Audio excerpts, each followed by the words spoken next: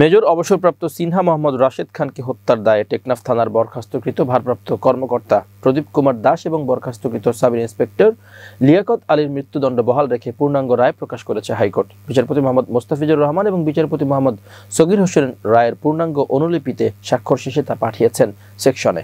এখন আসামিদের আপিল করতে হবে 30 দিনের মধ্যে। একই সঙ্গে আরও 6 জনের যাবজ্জীবন কারাদণ্ড বহাল রাখা হয়েছে।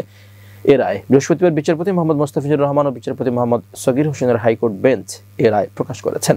গত 2 জুন হাইকোর্ট ডেট রেফারেন্স ও ট্রায়াল কোর্টের রায়কে চ্যালেঞ্জ করে দণ্ডিতদের আপিল শুনানি শেষে এই রায় দেন। কক্সবাজার জেলা ও দায়রা জজ মোহাম্মদ ইসমাইল 2022 সালের 31 জানুয়ারি মেজর অবসরপ্রাপ্ত সিনহাকে হত্যার দায়ে প্রদীপ ও লিয়াকতকে মৃত্যুদণ্ড এবং আরও 6 জনকে যাবজ্জীবন কারাদণ্ড দেন।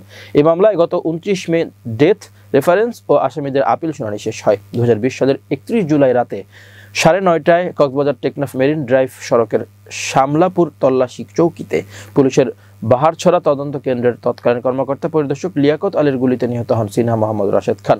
ঘটনার 5 দিন পর 2020 সালের 5 আগস্ট নিহত সিনহার বোন শারমিন শাহরিয়ার ফেরদৌস বাদী হয়ে আদালতে মামলা করেন।